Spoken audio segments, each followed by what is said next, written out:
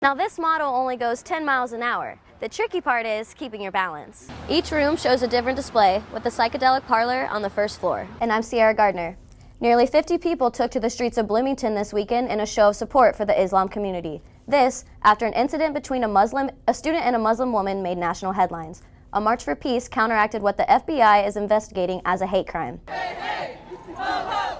In a community as diverse as Bloomington, a march for peace sends its own powerful message. Locals came together for a Bloomington Against Islamophobia rally in response to an attack on a Muslim woman. It's about learning as a community and moving forward as a community, and learning about Islam, learning about our Muslim friends and neighbors, learning how we can better support them. And on that note, it's also an issue of solidarity and standing up and saying, with the woman who was attacked, Bloomington is behind you, we support you. Police say IU student Tristan Beckford tried to choke a Muslim woman with her headscarf in front of the Sofer Cafe downtown. The FBI is currently investigating the incident as a possible hate crime. Supporters marched down Kirkwood to the courthouse with signs and banners encouraging love and acceptance. Students, professors, and members of the Muslim community all spoke here and with the same message. An injury to one is an injury to all. Various speakers shared stories about their personal experiences with discrimination and encouraged the crowd to stay strong. One speaker says Bloomington needs to do more as a community to police itself. We need to be more proactive, and I want to talk a little bit about tolerance. I really enjoyed when the guy said that tolerance can stick it, because we don't need to be tolerating people who are different anymore. We need to be accepting them and loving them and acknowledging that they are us. And what hurts people from those communities are things that hurt our community because they're part of us. After the march, the Pakistani Student Association encouraged people to have lunch at the Sofer Cafe to show further support. Now, they weren't letting anyone near the location where the body is found, but we suspected when we saw a line of police cars that there might be a link to the missing student. The Bloomington Police Department blocked off Headley Road leading to Griffey Lake after getting a report of a body in the water. When the coroner identified the body as missing IU student Joseph Smedley, the mystery of his disappearance deepened. His sister gave us an interview just hours before his body was found. She did not know then what had happened.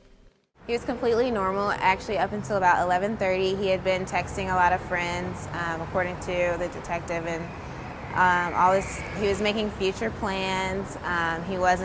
Didn't seem like he was going anywhere. And so then 3 hours later, after texting someone about, I think like a Sigma Pi party or something, then a couple hours later he texted me saying he's leaving the country. It's just really weird. According to police, Smedley was last seen alive by his roommates the night of September 20th. His sister then received this text at 4:15 in the morning stating he was leaving the country.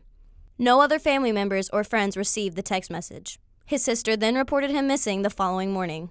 When we interviewed Brown, she said she did not have any reason to believe he actually left the country.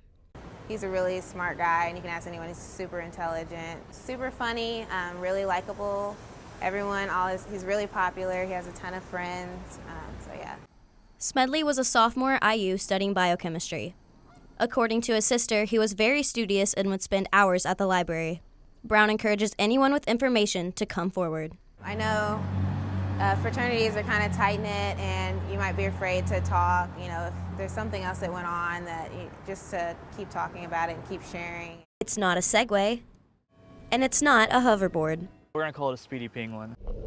Zach Nicholson bought his self-balancing scooter online through AliExpress about a month ago. Since then, he and his girlfriend have decided to open a kiosk in College Mall to sell these scooters. It seems like a hot product right now. Christmas is coming, so it's a quick way to make money, I guess. Hopefully, college kids and parents that want to get their kids one for Christmas. Nicholson's kiosk will feature a model with 10-inch wheels, a model he's branded as a Speedy Penguin. Now this model only goes 10 miles an hour. The tricky part is keeping your balance. Nicholson's scooter has 6.5-inch wheels. He's had weeks of practice but said he has fallen off a few times. While riding in Dunn Meadow, several spectators asked to give it a try. Jump right on? Yeah. They all ask about it, they want to know what it is and everything. Some people stare. The LED lights indicate the motor on that side has detected a person's weight. That wasn't too bad. The scooter relies solely on weight distribution to move forwards, backwards, and turn around. Nicholson's personal scooter has a battery life of 3 hours. Nicholson's kiosk will be the first to offer this product in Bloomington. For IU Newsnet, I'm Gardner.